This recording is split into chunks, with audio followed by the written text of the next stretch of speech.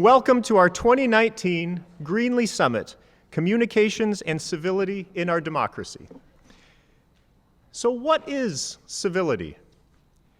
You're all here because you have some concept of it, and it's valuable enough that you've decided to participate in this summit. But what actually is civility? Is it treating others with respect? Okay. Is it valuing opinions that differ from your own? Okay, yeah. I think those may be outward signs of civil discourse in action, but civility itself goes much deeper than that. Civil discourse is no less than the foundation upon which our entire democracy depends. Our political structure assumes that ideas spread through the free flow of information and refined through informed debate will uncover the truth that allows for self-government. Incivility undermines this self-government, polarizing debate, limiting the flow of information, and reinforcing internal divisions. So I said you're all here because civility matters to you. And if that's true, your charge is more than listening to others, but rather to defend the foundation of our democratic way of life. That's a lot of responsibility to put on you this early in the morning. But it is true. My name is Michael Dahlstrom. I am the interim director of the Greenlee School of Journalism and Communication here at Iowa State. The Greenlee School is one of the longest continuously accredited journalism and mass communication schools in the nation.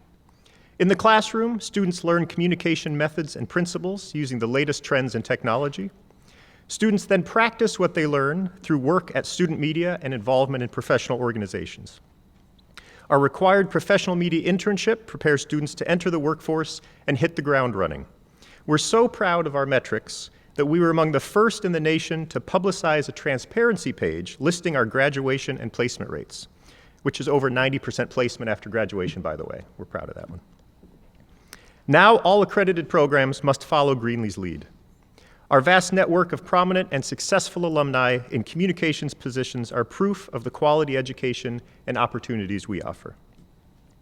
The Greenlee Summit is one of the school's signature events that brings together notable professionals, thought leaders, and top educators from across the country to share perspectives on trends that influence today's communication and shape the future of journalism, advertising, and public relations. The goal of the 2019 Greenlee Summit is to learn how we can foster civil discourse as it relates to communications and our democracy, especially when we disagree.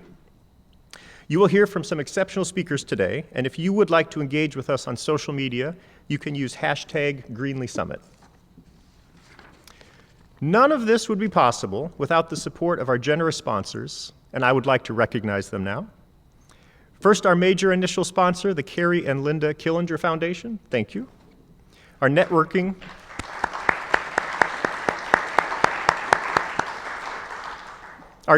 reception sponsor, Meeks Group.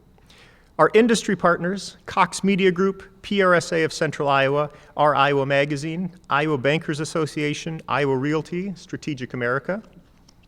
Our Greenlee supporters, Flynn Wright, Two Rivers Marketing, Iowa State University College of Liberal Arts and Sciences, Iowa State University Office of the Senior Vice President of Student Affairs, and our in-kind contributors, the Des Moines Business Record, Fine Focus Media, Flynn Wright, Iowa State Daily Media Group, Meredith Corporation, and the Robert D. and Billy Ray Center, Drake University. We thank you so much.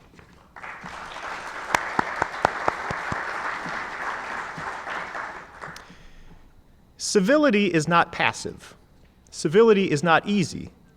This is an important distinction between civility and politeness. Let's say a political disagreement arises between family members over the Thanksgiving table. The polite thing to do is to disengage and refrain from talking about politics or religion while you're at it. That's easy. The civil thing to do is to lean in and engage more to facilitate a respectful discussion while respecting opposing viewpoints. That's difficult. And civility becomes even more crucial when there are divergent value systems underlying this disagreement. Roger Pilkey Jr., in his book, The Honest Broker, Making Sense of Science and Policy and Politics, describes two types of political situations. The first he calls tornado politics, which represents when the underlying value systems about an issue are aligned. The name comes from a scenario where a tornado was barreling toward a group of people. At that moment, everyone shares the same value. We got to get out of the path of this tornado. These situations where values are in consensus present fewer communication challenges. In contrast, Pilkey describes the opposite situation as abortion politics, where deep divisions of underlying value systems will counter any hope of understanding without active and guided civil discourse. These situations present particularly difficult communication challenges, and many of our controversies fit into this category of abortion politics. As journalism, advertising, and PR professionals, we are the greatest stewards of daily communication and the free flow of information. Lack of civility can make audiences question our profession and could erode basic communication freedoms, namely free speech and expression and a free press, all of which is necessary for a democracy to thrive. So the big question, how can media industries embody civility? That's what we will explore throughout the day today. We hope the inspiring speakers you will hear will provide the tools for media professionals to create better products and to become a potent force toward the restoration of civil discourse. Iowa State is a land-grant institution, which means we take seriously the need to share and apply knowledge to make Iowa and the world a better place. I am pleased to introduce the president of Iowa State University, Dr. Wendy Winterstein, to share her remarks about this important mission.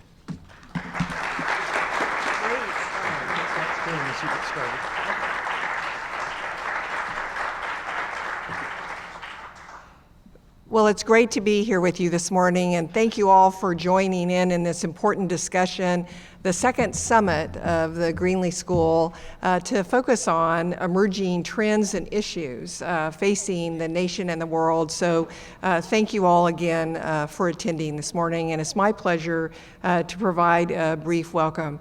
As you might imagine, at a university, there are all sorts of opportunities for issues related to communication. And it's really a situation where we have to constantly uphold our standards related to academic freedom and to free speech. But the examples that Michael gave of communication challenges really are great examples of every day the challenges that our students, our faculty and staff might actually run into. And certainly throughout my career here, I've had my own missteps in communication. I've had my own communication challenges. Oftentimes I tried to blame those on my communication director. But it seemed like that's where the blame fit. But you never know what will happen on any given day. As president of Iowa State University, I get out, I talk to a lot of students, and it's always interesting to hear what their stories are or what they want to share with me. This summer, I was over at an event in the Memorial Union, and a young lady that I met, one of our students, came up to me and she said, "President Winterstein, you are an internet sensation," to which I panicked. So you have to realize what the possibilities might be. Of course, she was referring to the fact that we had a polar vortex here in Iowa, and it was especially bad around Ames, and I canceled school for 2.5 days. She was very happy about that, and that made me an internet sensation.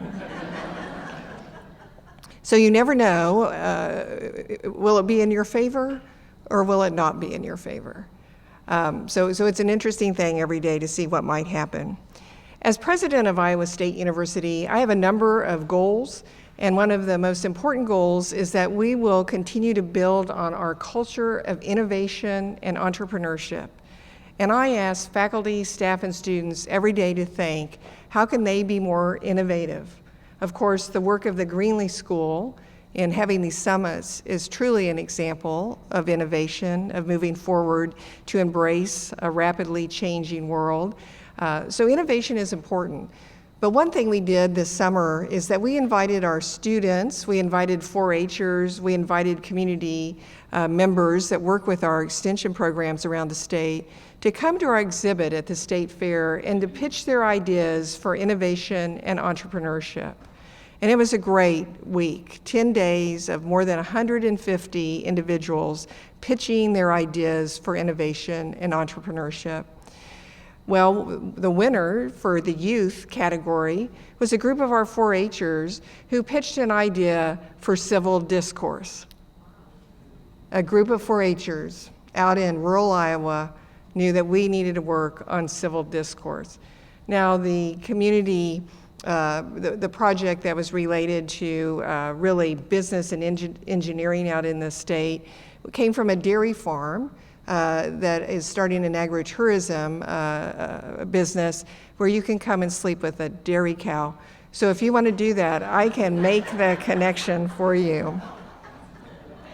So innovation and entrepreneurship, we need to do this in every aspect of our work. And around communication, I think it's especially important.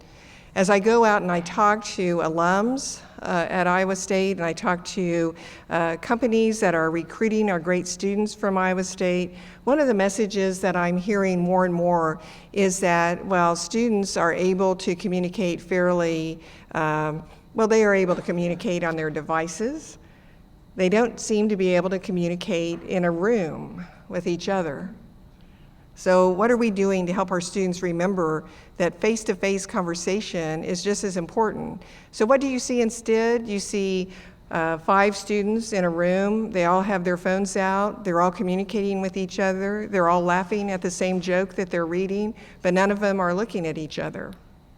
They're looking at their device. So how do we help students understand that they have to be able to communicate with each other and not just about the easy issues, but they have to learn how to communicate about the more difficult issues? Recently, an alum shared with me, they had a great hire, doing a great job, but it was too difficult for that individual to understand how he could effectively communicate with his direct reports about a difficult issue. So it wasn't about abortion, it wasn't about politics, but it was simply about what the expectations were for the next 6 months and how that individual could improve their performance. So we're missing the boat somehow, whether it's civil discourse on really serious issues facing our communities and our state, nation, and world, but it's also communication in the workplace about things that historically we wouldn't think would be a problem. We could sit down with somebody and explain that yes, indeed, you do need to attend the mandatory training that is being held next week. That is not an option. So we have a lot of work to do, I think, as we think about communication. So I've kind of wandered around a little bit here, but what I hope you're hearing is that innovation and entrepreneurship in every aspect of what we do is how we're going to go to the future successfully, and a big part of that is how we innovate, how we communicate. My second big priority is that we will be a welcoming and inclusive university, and that we will be the most welcoming and inclusive land-grant university in the nation. This is an aspirational goal, but it's one that's founded on our principles of community at Iowa State that are about respect. It's about freedom of expression. It's about diversity and welcoming all individuals to come to study here, to work hard, and to be successful. So oftentimes students ask me, what does that mean? How can I be part of creating a welcoming and inclusive environment at Iowa State University? And I invariably respond with the very simple issues. You reach out to somebody that looks differently than you, somebody that's wearing a different type of dress, somebody from a different country or a different part of the nation, and you ask them to sit by you on the bus, you ask them to join your study group, and that's how we start to have true environment, a culture really that is based on being welcoming and inclusive. But these two big priorities that I have as president all go back to what you're doing here today, and that is about civil discourse, that's about effective communication, that's about helping all of us understand how we do that better. So I'm just so pleased that you're all here. I want to say a special thanks again to the sponsors that they would invest in this, this conference, this summit. And I also want to make a special thanks to the advisory board of the Greenlee School. The advisory board does an incredible job of helping the Greenlee School continue again to move forward to the future to help all of us achieve success. So welcome, have a great day, you have a wonderful program. It's really been my pleasure to come and share just a few of my priorities with you. Thank you so much.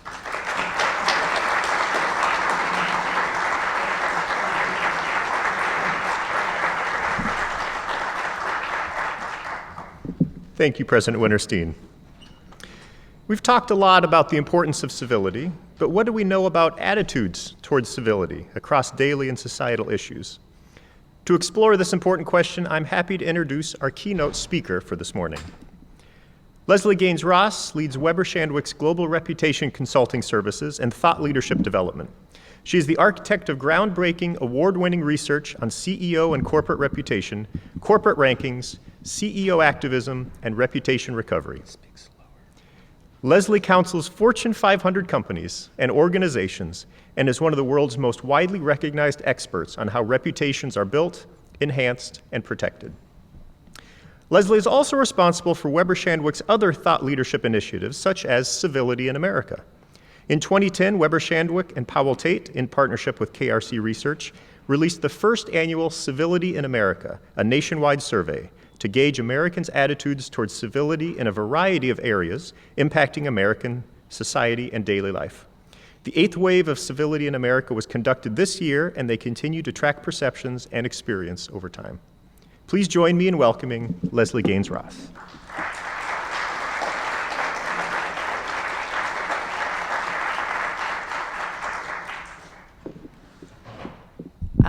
Okay, you can all hear me, right?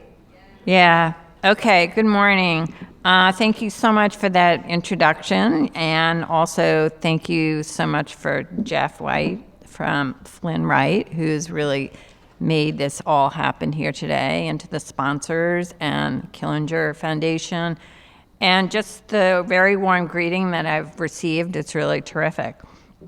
I want to also thank I have my friendship, I can't see Barb Iverson's way in the back, who was probably somehow integral to my coming here.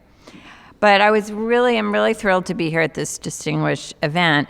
And I was pleased when I went to the website to see that Weber Shandwick was mentioned as a place where students intern. So all of those things came together well. So let me give you an idea of how this got started, because right here we are, 2019, it seems like, wow, that's just such a great topic and a thing to know about and to study. But how did it begin? And where did someone get an idea like this? Well, it came about in 2009. I went to a panel, and David Gergen was there. I don't know if anyone knows him. He's been an advisor to 5 presidents. He's often on CNN. He's a political commentator. And he said that he had a conversation with former President Obama, who said, I have to figure out a way to make the topic of civility of interest to Americans. And he just said this really in an offhanded way. I was sitting in the audience and I thought, oh my gosh, that is such a provocative call to action. This is like a big idea that needs to be understood, something like truth or trust. So I went back to our CEO and chairman at Weber Shandwick and said, I have this great idea. Let's find out what Americans think about civility.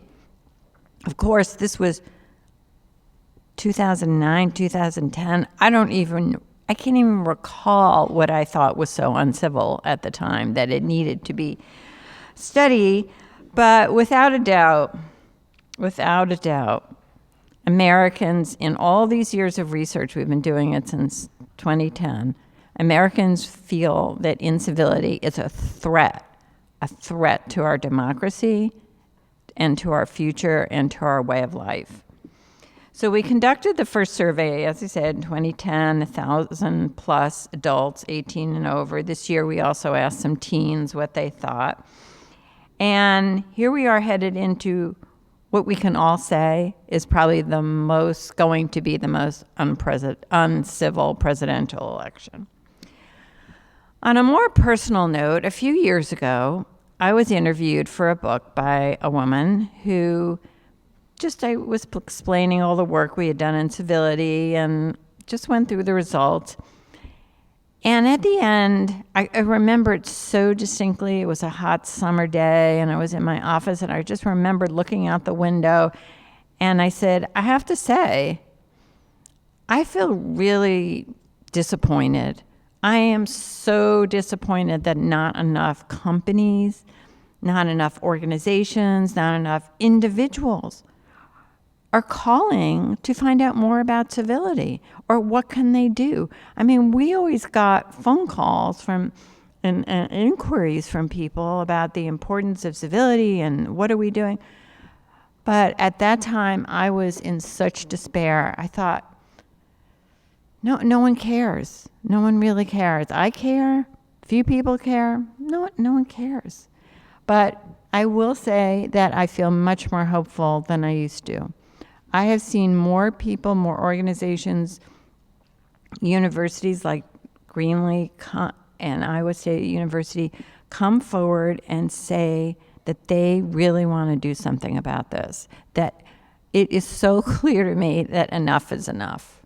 Well, that's where we're at. And so I am much more hopeful that maybe we've reached a tipping point. I was really happy to see, Cindy McCain, in commemoration of her husband's passing a year ago, start the Acts of Civility, hashtag Acts of Civility. And if you go to see some of those moments that people are recording about what they're doing about civility, you'll feel like, oh my gosh, this we're really on our way. There's a man who was cleaning grave sites at a military cemetery because a lot of them were dirty and not taken care of. There was a little 6-year-old who was helping clean up a beach in commemoration of the senator, and a man who just turned 27 and who had made these 27 hot meals for the homeless. So there is a lot going on, whether it's individuals or collective groups of people. And so I do feel like something is going to happen in the right direction. So let me turn to the results. So as I said, we've been doing this for a long time. I was reminded yesterday that there isn't a lot of research out there. I can hardly believe that that's the case when this is so integral to our country. But starting with just the basics. So we asked Americans, do we have a problem here? And clearly, Americans say, hell yes, we have a big problem. In fact, it's pretty deplorable, the situation we're in. This goes back to when we first started in 2010. And you can see, looking at the dark bars, and at the top one, 93% say we have a major or minor problem when it comes to civility in this country. In 2010, the numbers were similar. They weren't that far off. But as you see, the darker bar at the top, the really dark one at the right, it is increasing. The past 3 years, more people are saying that we have a major, minor, but major problem here in America. 74% of Americans say it's worse than it was. It's a lot of people. And 54% say it's going to get worse. Which on one hand, there's the opposite who think maybe there is some hope. So we're often asked, well, how do you describe civility? Here's a questionnaire, and we ask these people, what do Americans say in their own words what civility and incivility is? And we wanted to make sure we were all talking about the same thing. People know what civility means. That was so clear. It's like the air we breathe. Civility means respect. It means being humane. It's many people bring up the golden rule, treat others as you want to be treated. And it's about being kind. Sounds like really quaint words. People also understand what incivility means. being inhumane, being uncivilized, being rude, being coarse. So people also know what incivility means. Sometimes I've thought, why are we calling this the Civility in America study? It could be Incivility in America study, because that is really what the topic is. So what are the consequences of all this incivility?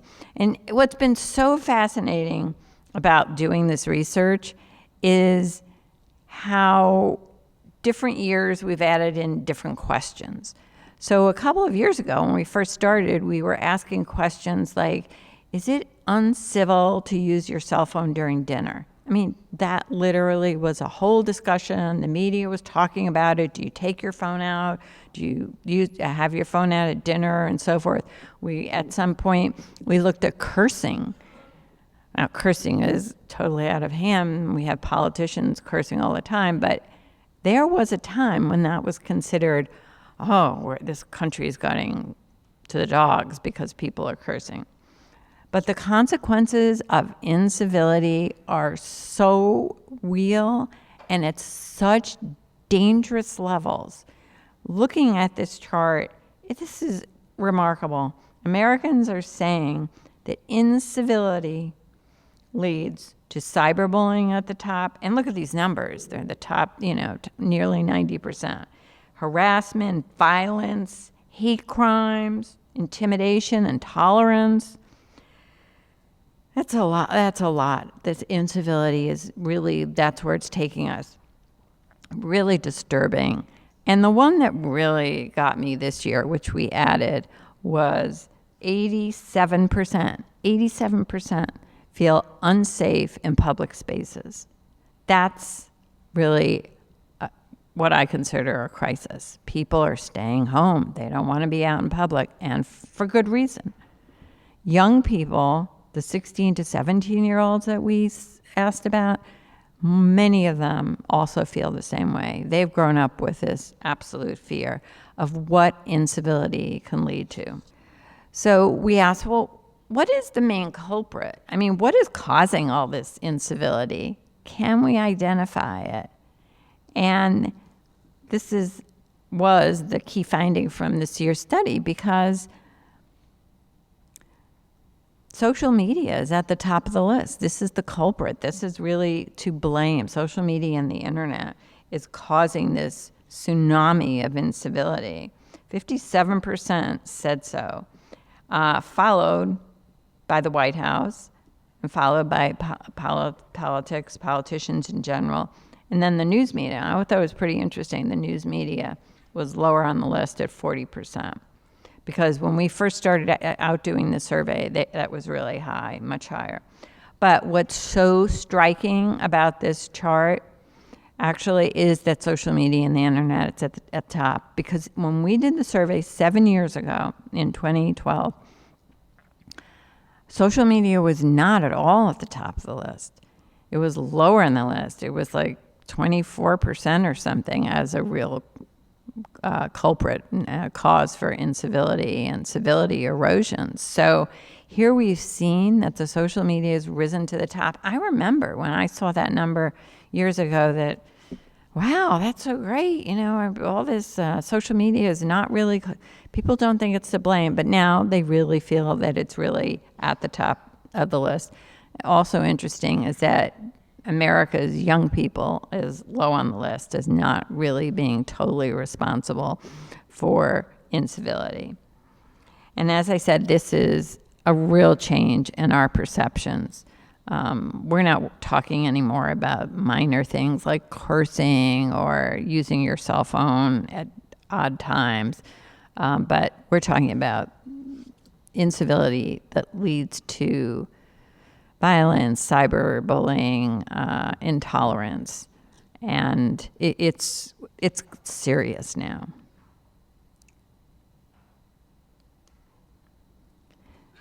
Another startling finding to us was that 63% of Americans say that the impact of social media on civility is more negative than positive. I mean, here we thought it was going to be really positive, connecting people, people speaking their minds, coming together. We can reach people so easily. And what nearly 2/3 of people are saying, Americans are saying, is that's not the case. It's more negative than positive. And we see that even with the Gen Zs, people who've grown up or native to social media, they're saying, it's mostly negative, which is also pretty dangerous. One of the questions we ask every year also is, how often do you experience incivility? And people say, Americans say 10.2 times a week. That's more than once a day, right? That's a lot of incivility. That's a lot to carry around with you and to wear, like the speaker last night saying you have to just put your armor on to just, you get up in the morning to hear things and what's happening in this world.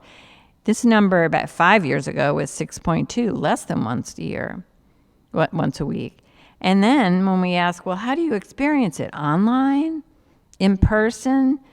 So 5 years ago, it was 50% online, 50% in person. Now, people are saying it's definitely shifted. It's more online.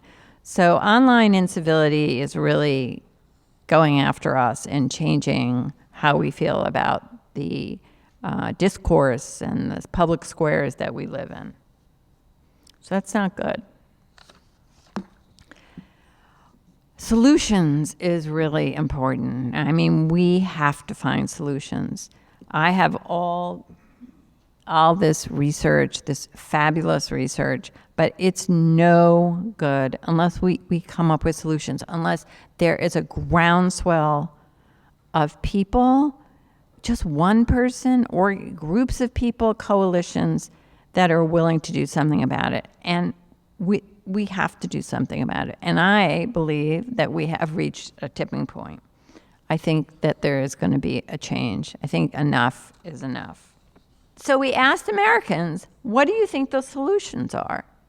And this was incredible to me. I mean, I guess it makes sense, but the top solution to improve civility in this country starts in the home. This is 55% of Americans said. This will be the next slide. So watch me. 55% of the solutions is starting in the home.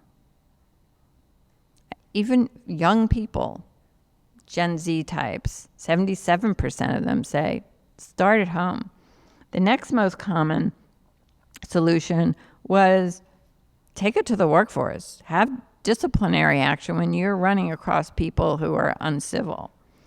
Very important. And then the third was civility training in colleges and universities. So here we are. And this is what Americans want. They want people, students, teachers, faculty to come together. But they want it to start in the home. So one of the findings was when you give people a bunch of solutions, guess what comes up at the most often? A workplace solution. This really just totally surprised us. And we found, and we've done this question 3 years in a row, and workplace civility, 89% of Americans, 89% say that their workplaces are very or somewhat civil. That just was incredible. And what we've learned over these past 3 years in looking at this is that the workplace is a safe haven. Who would have thought? It's a sanctuary from all the incivility outside that is happening everywhere. Of course, there's zero tolerance for incivility in the workplace. But we got the idea to study and look and ask about workplace civility because after the 2016 election, people were upset about many things. And I work for a company that's part of a network called IPG. And our CEO called put together a call for all employees, totally anonymous. People could call in. They called in from 5 continents. It was in the December. And people could speak about what was on their mind. And I, at the time, listened. And a woman said she was in Omaha, Nebraska. She was going to work on a bus. She said people were having arguments, political disagreements. She was so uncomfortable. She said she also didn't look like everyone else. And she said on the call, I couldn't wait to get to work. I just couldn't wait. And that just made me realize we need to find out why people think that the workplace is a good place to be and why civility lives there.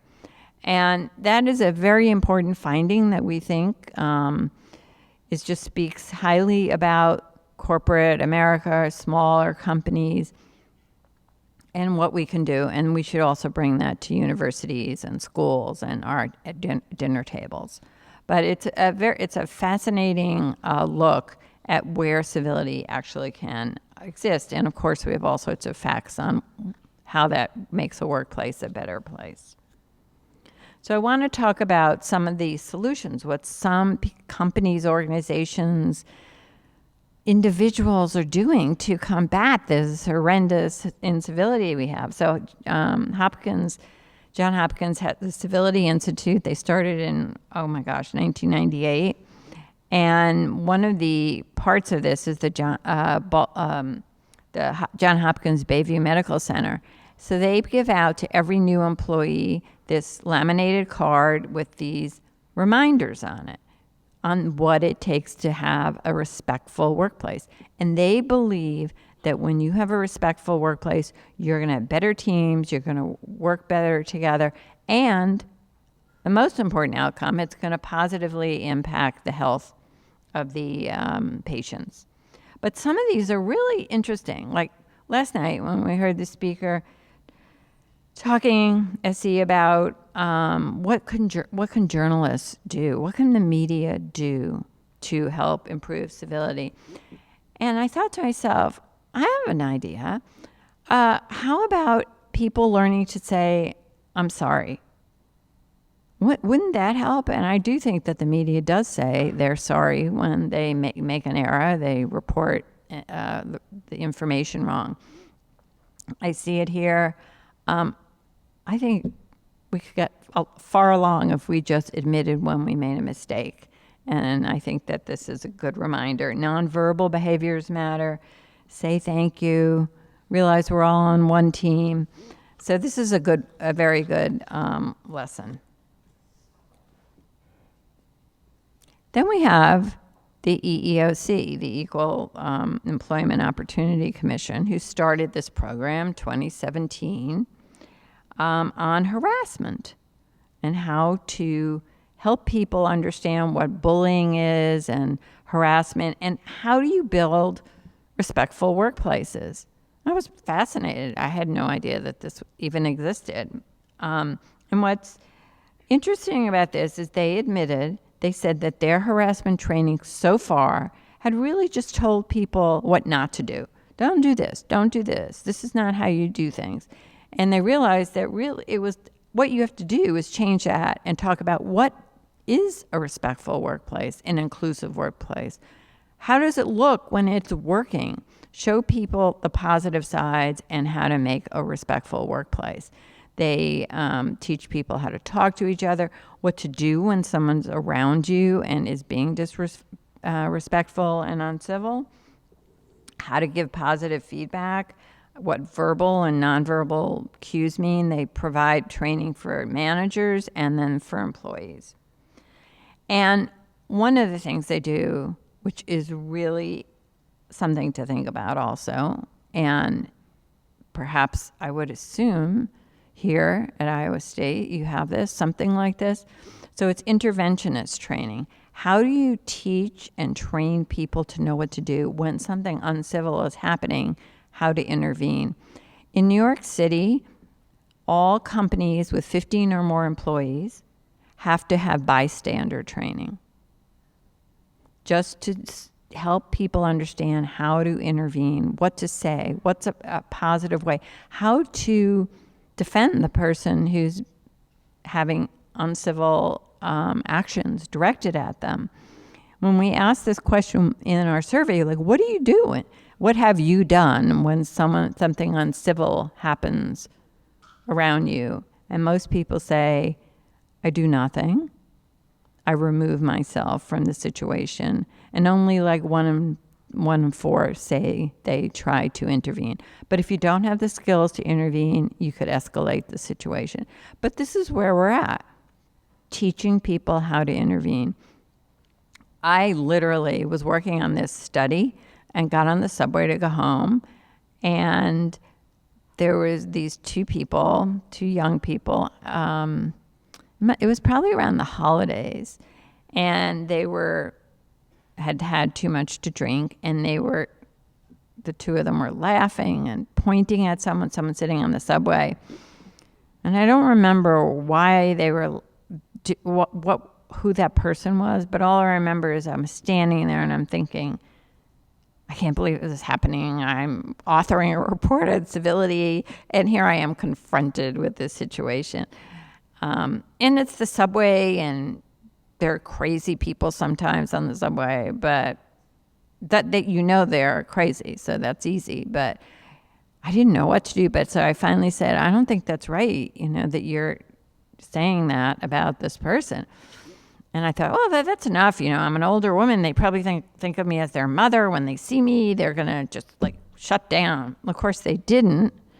And they started screaming at me. And I thought, oh my gosh, this is really terrible. I need some training here, because I tried, but I felt terrible, just terrible.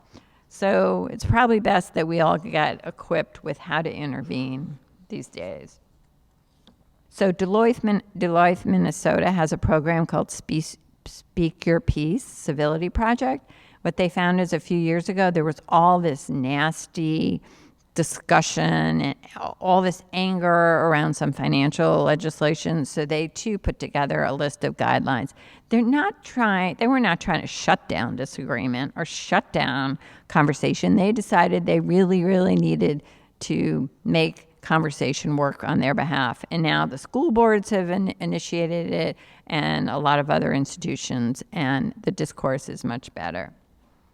So I am finding, like, I'm standing here today, you're all in the room, we're a lot of people last night, and universities, colleges, high schools are really taking civility seriously.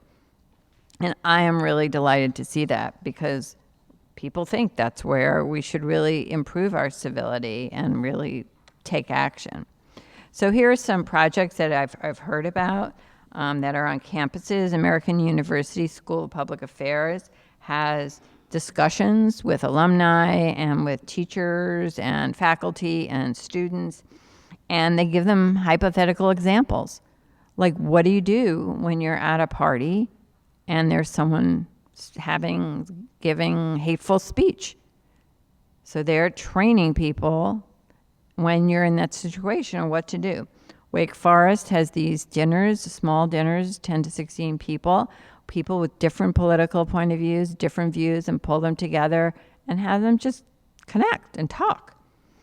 Butler and Tufts have a series of speaking courses. They have design skits. What do you do when you have a student who comes into a room and there's some poster in their dorm that's pretty hideous or is very uncivil?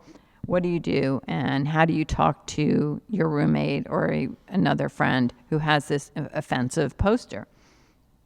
So I really have to say, commend you all for having this kind of program here, to spend a whole day and a half talking about civility and coming up with solutions.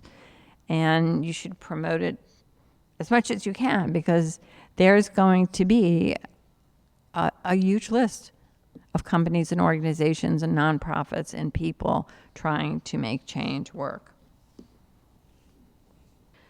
This is a favorite one of mine that's gotten some attention. So the CEO of a company called Connectria was in the tech industry in the 80s, and he said to himself, this is just horrible. There are so many big egos around here. And every question you ask, people act like you're stupider than ever. this is just awful, an awful way to go to work.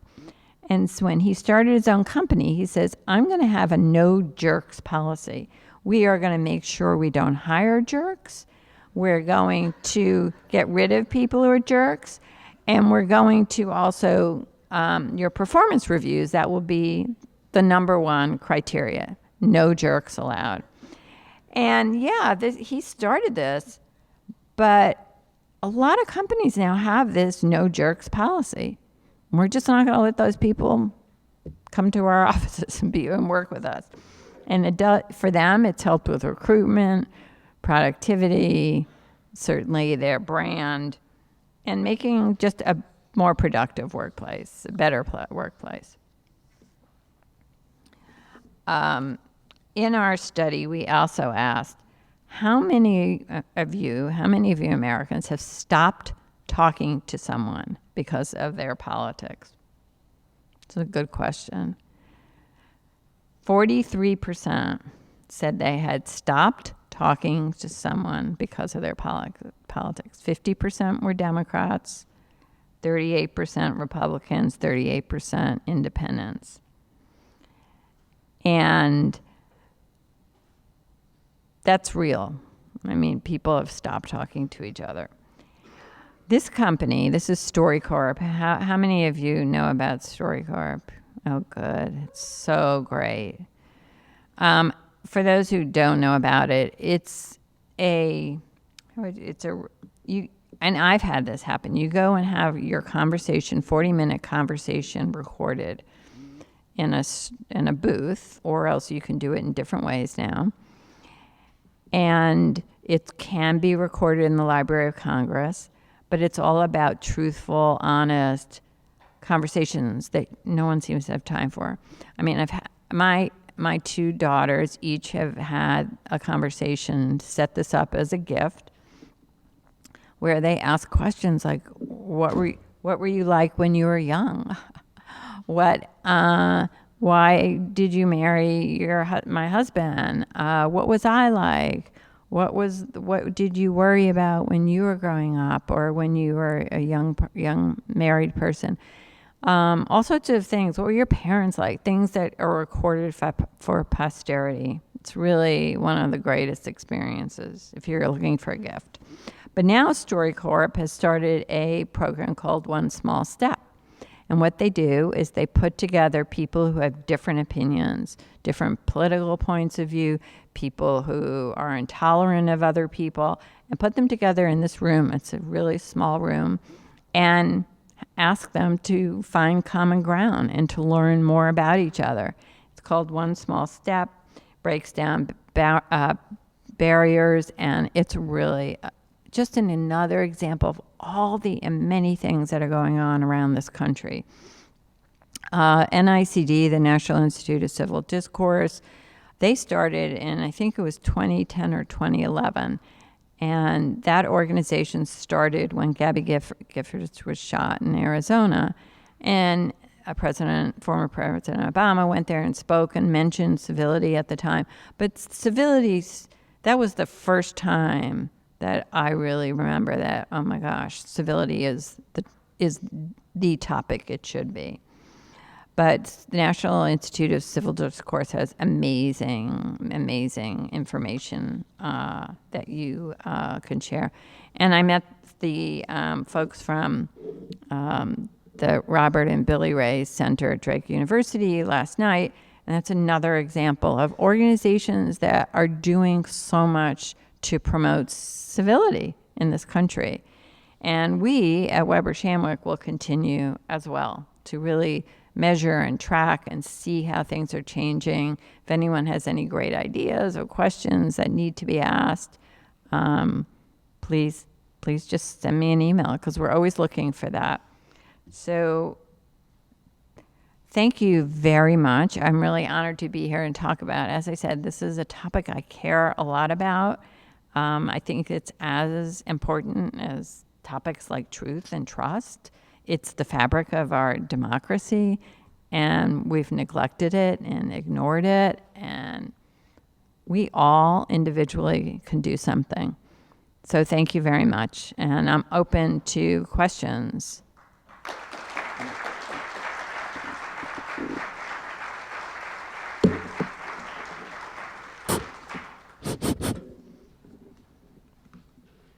Yes.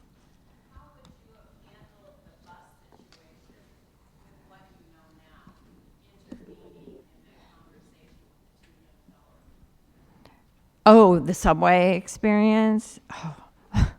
Well, at the moment, I remember I went home, I was really shaken, and I thought, I'm never speaking up.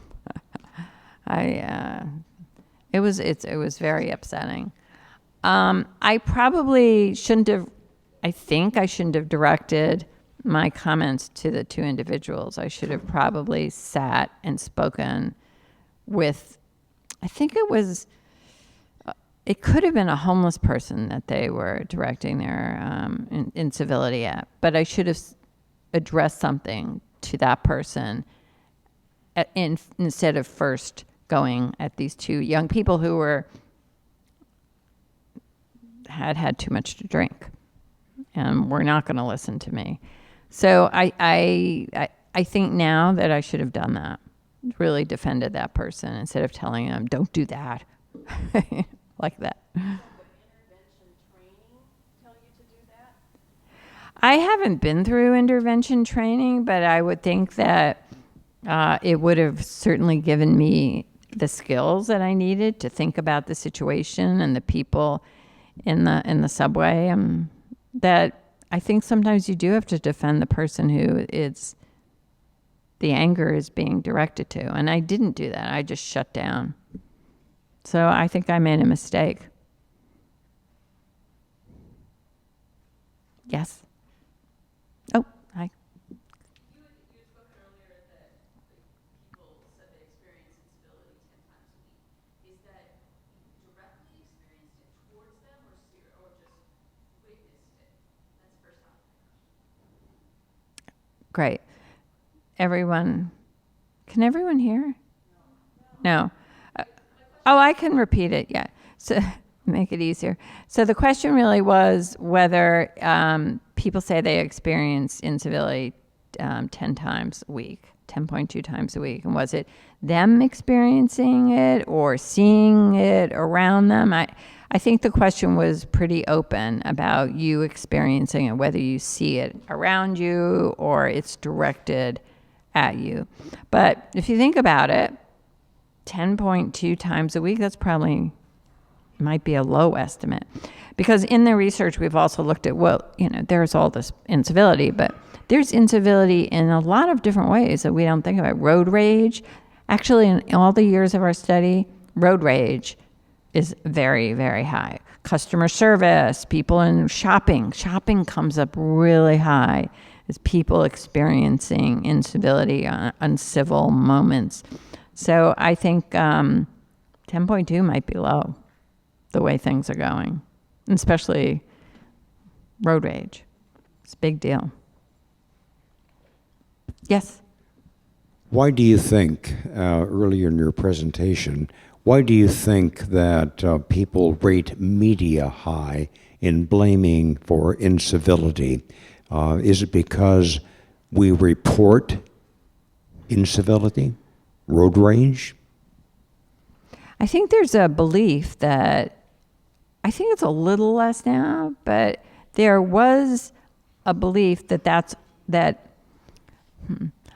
the news media covers all uncivil moments, stupid incivility as well. And there is this belief, I think, that it's all for business, to get more viewers, to attract more people watching them. Really, there's a sense that it's sensationalism, and we've looked into that, and people just seem to have a very negative view towards anyone in authority or having a platform these days. I think so. And the news media is not given credit for a lot of the very, I think, good work it does. And they are reporting on too many uncivil moments without reporting on other things. Like this week has been an interesting week to look at the news media, I think, because of the hurricane Dorian and how it's been covered, the headlines, the video, the live reports. And it's actually, it feels like this has been forever since something has taken over from politics. So I think that's actually pretty deliberate.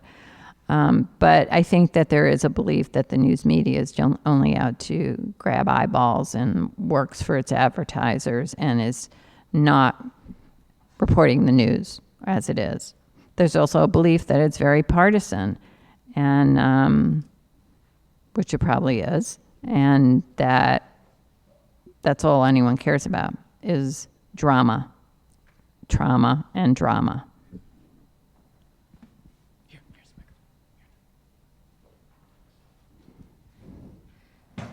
Thank you, Ms. Gaines-Ross, for this wonderful data Sure. that you've shared. Just had a question on how does this study tie to our society's health, right? And the second question kind of tied to that is what or how can this work be embedded in policy or legislation that really impacts our society's health? Oh, okay. So in terms of being tied to our health, we did ask a question. 73% of Americans think that incivility is affecting their health and their well-being. I think that's pretty true. How many people seem incredibly stressed out and just not feeling as well as they could be. So I think there is a real connection with health and well-being and all the incivility around us. When it comes to Congress, one of the solutions we had was setting up a congressional civility committee that, yes, we're all laughing, that would have them police themselves or call out incivility when it's happening. So that was an idea. And actually, I will say, though, that there have been some really active senators and congressmen doing things about civility. Senator Christ in Florida and a congressman in Louisiana, so a Democrat and Republican, have come up with a golden rule civility legislation, a bill that would be passed. There's another one that I've heard about. One of the things, this has always been a heartbreak to me, is going way back on our survey, we always have all these solutions, always, because what's going to work? I can't tell you, we must have 40 solutions. And one of them was starting a civility day on July 4th, a day where people are civil all day long, 24 hours. Can people do it?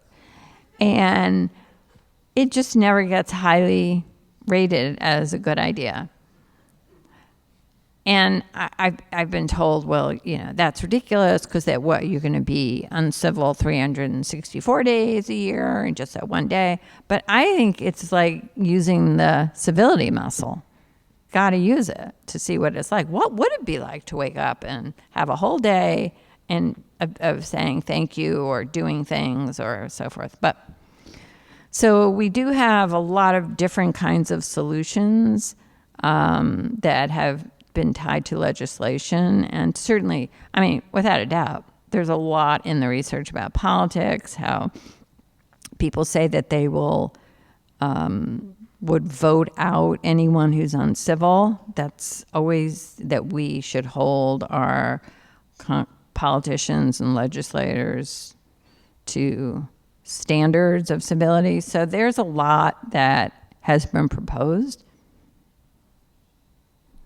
but we're not there yet.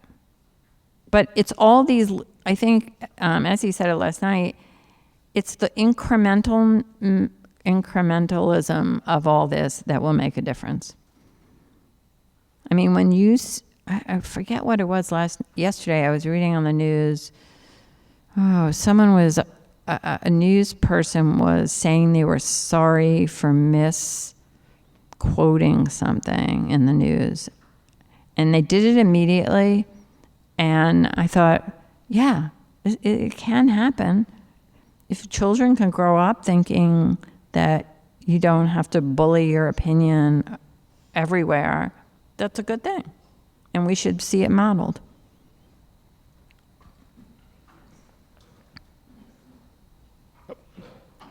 Over here. Thank you very much. Over the last 10 years and all of the data that you've collected, is there one thing that stands out to you as something you just absolutely did not expect?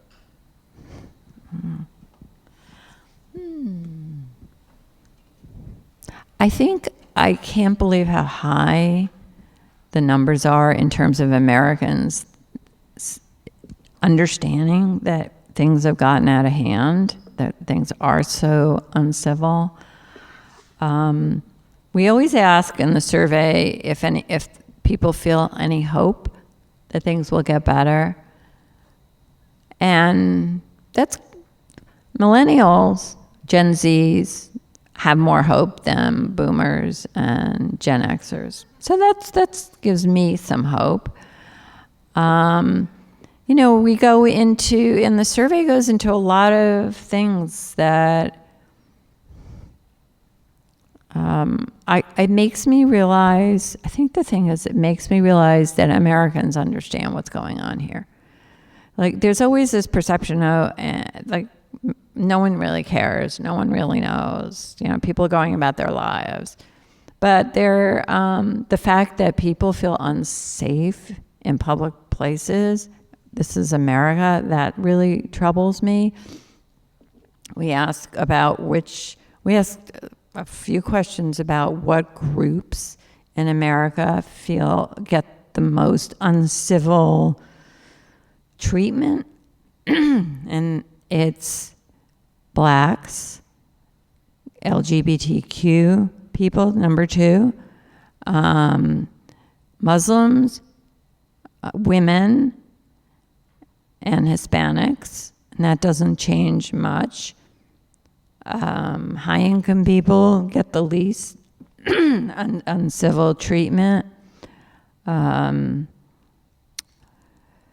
It's just, there's a lot going on in this country, and I guess everything actually makes me feel better to know that people are aware of what's going on. That to me is always a surprise, that it's touching everyone at all ages, all races, all generations. So we know what's up. It's just, what are we going to do? But things are happening. Things are getting better. I'm so absolutely convinced about it. The media is doing things. They're cutting out some of the uncivil comments, and when people respond to stories. We're seeing Twitter changing some of their policies, YouTube taking some of this hate videos off. We're doing our very best to get the real information instead of fake information out of the social media. So there's a lot going on. So I think we can be a little hopeful. So I'm feeling good.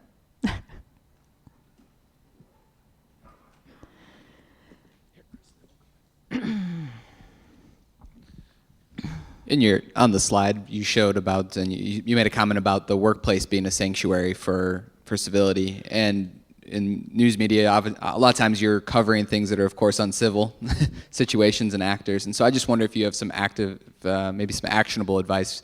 If you were a newsroom, what things you might be able to do, or what tenets maybe you could put in place to act more civil as a news organization. Oh, as a news organization. Well, I have gotten to the point where I think this whole concept of civility training has to happen. At first I thought, what? Go to school to learn how to be kind and respectful and know how to have a discourse? And I thought, what? But I think civility training and sitting down is understanding what's considered uncivil and how it affects people, and learning how to, everyone has been in a situation where someone has said something just totally uncivil in a room or to someone, and knowing what to say. So I do think civility training in the newsroom and everywhere is something that needs to happen. Many years ago, I remember, I mean, the government used to invest in programs, big programs to educate people about different things or inform people about, like I remember distinctly many years ago when people thought depression was, just buck up, and there's a big program on, educating people that it's an illness and so forth. I don't understand why we don't have a civility program that's taken all across America to teach people how much better it could be if we knew how to talk with each other. So I think a good start is civility training and just seeing what the world would be like, what our workplaces would be like, and making sure that the people who are in civil just don't work there anymore or get coached. I mean, there are a lot of ideas out there about how to bring civility to the workplace. I think we need to do it. Thank you for speaking One more today. question? Yes. I do have a question about the social media example. I find that very striking and very interesting and scary in a way, because behind social media is people, right? It might be a little bit distant, not like a regular confrontation in the street, but people are still there. So how do we intervene the best way on social media? You already mentioned some of the companies stepping up to intervene on social media when there's bullying going on or things like that. But do we confront? Do we try to support those being targeted? Some people go off the platform. We in here probably don't have the luxury of actually doing that. So how else do we intervene the best way on social media, in your opinion? I'm sorry, it's for some reason I couldn't hear you well. Oh, okay. So sorry, just... Yeah, the last part. How do we intervene the best way on social media, in your opinion? I see, right. I think that I'm a big believer in making people use their names, because people will be shamed into not doing it. A part of civility training is probably learning to ignore all this hate and terribleness that's on the internet. I'm not sure we're ever going to be able to get rid of it, but I think the social media companies should play a role. And one of the questions we ask, well, who's responsible? Who's going to do anything about it? Institutions came up as the number one. Social media companies is high on that list also. So I think that it's part of all the training, because I don't think it's going to go away. I think we can reduce it and lessen it, but we should really work really hard to show people who these people are and how can we unmask them, and certainly vulnerable young people. I worry sometimes. Recently, I've been a little worried that some of the cyberbullying that was such a big topic, and now, of course, has been replaced by shootings in schools as what we think about when we think of a school and the school setting. But I do still really worry about there needs to be more going on about how all those comments online can really harm children and their self-esteem and the actions they take. So I'm hoping that we don't lose sight of all the many young people growing up with all this incivility and social media. And they're aware of it, but it's part of all this training. But thank you for the question. Let's do one more. Thank you for taking the time to do this. In the study, does it show anywhere, in a follow-up to the question about society's ills, it says it needs to start in the home more? So does the study talk anything about the breakdown of the American family or any of those types of things, or does it show anything along that line? No, we didn't go into that. A couple of years ago, I think it was 6 or 7 years that we asked that question, and it didn't come up very high. That it was like Americans were like, well, that's not my responsibility to teach civility at home. That's the school's responsibility. But the fact that it came up so high this time actually did surprise me, asking me about what surprised me. So, but it didn't go into the breakdown and families or time spent together or anything. But thank you. Okay, thank you.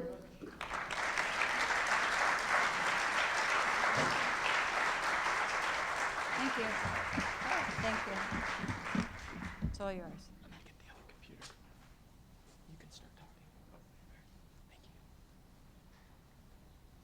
Thank you, Leslie. The Greenlee School is part of the College of Liberal Arts and Sciences, and Beata Schmidtman has served as the Dean of the college since 2012. Schmidtman is leading several key liberal arts and sciences initiatives, including the college's signature themes, which build on the college's existing strengths to sustain and grow an internationally competitive profile in selected research areas. Under her leadership, the College of Liberal Arts and Sciences was the recipient of the university's largest endowment gift, more than $145 million, a gift that she has used to transform the college. Schmidtman is a Fellow of the American Association for the Advancement of Science, a Fellow of the American Physical Society, and a winner of that organization's 2010 Jesse W. Beams Award. Please join me in welcoming Dean Schmidtman.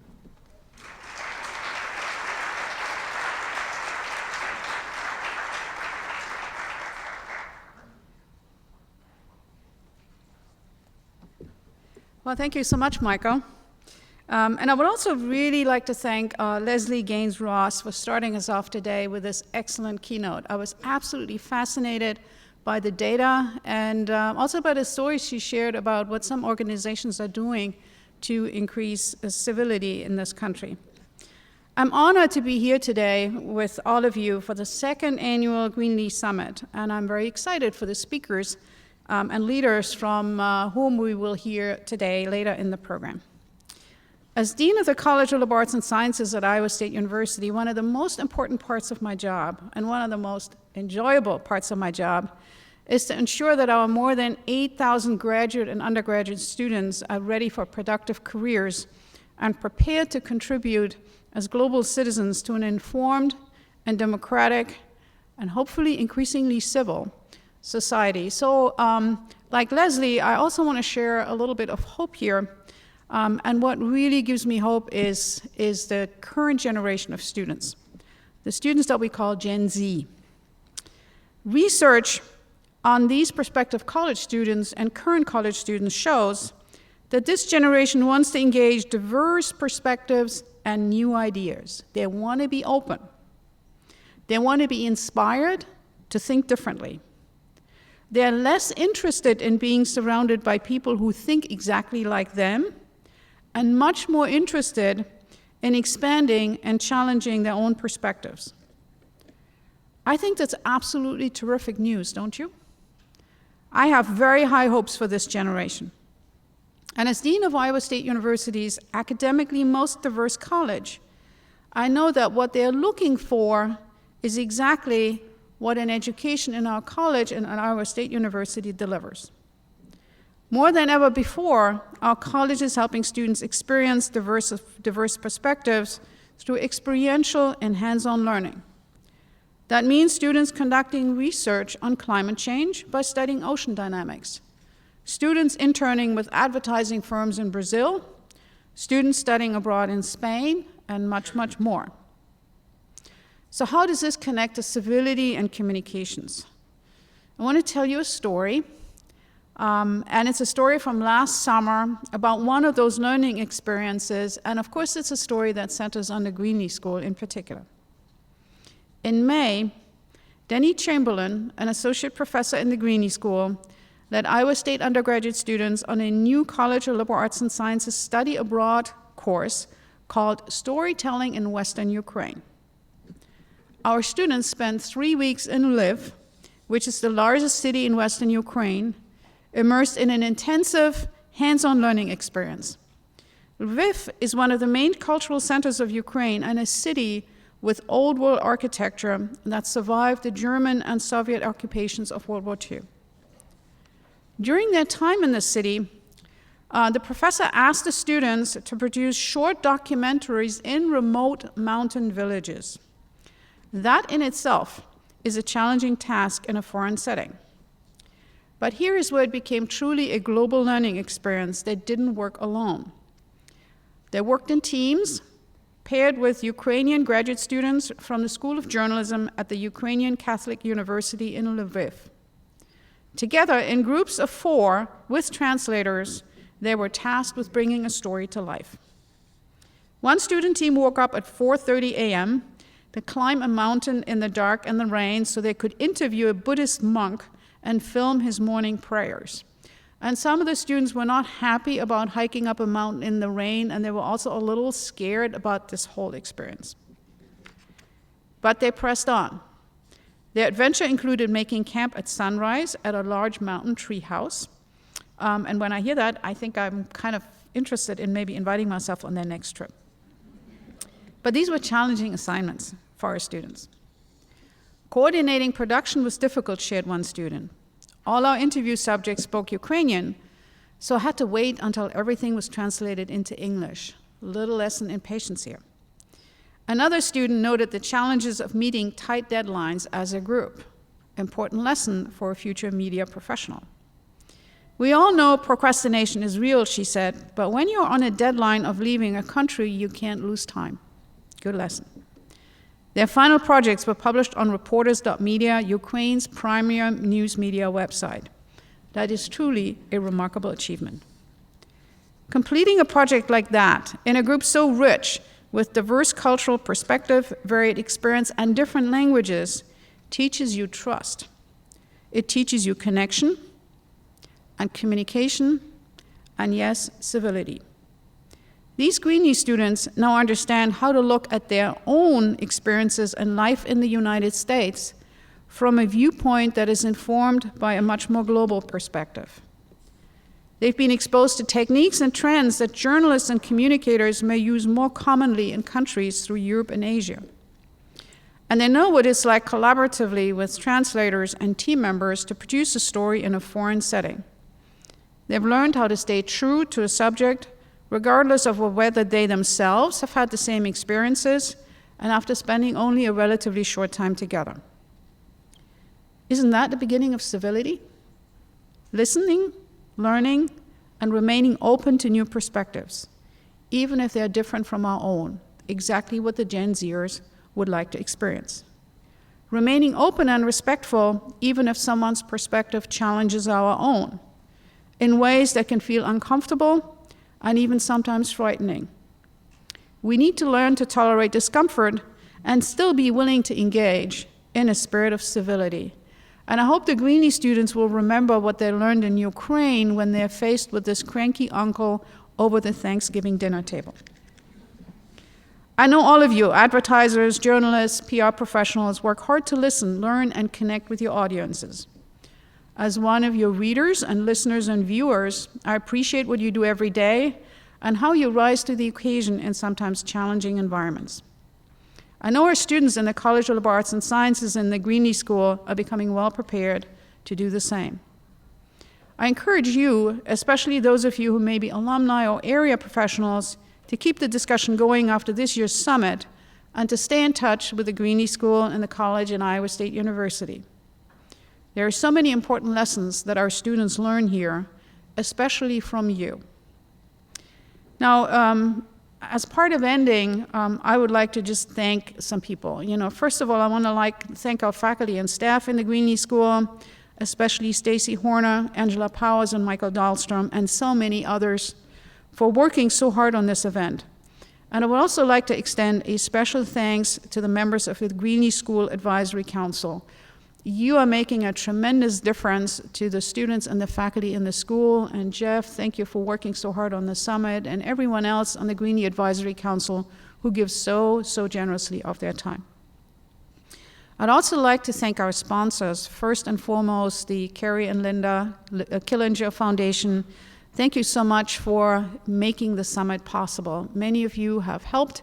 Many of the companies in the area have helped. And we are truly fortunate to have such incredible alumni and friends.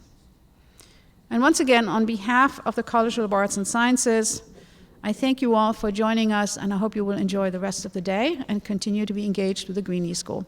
Thank you. I'll turn it over back to Michael.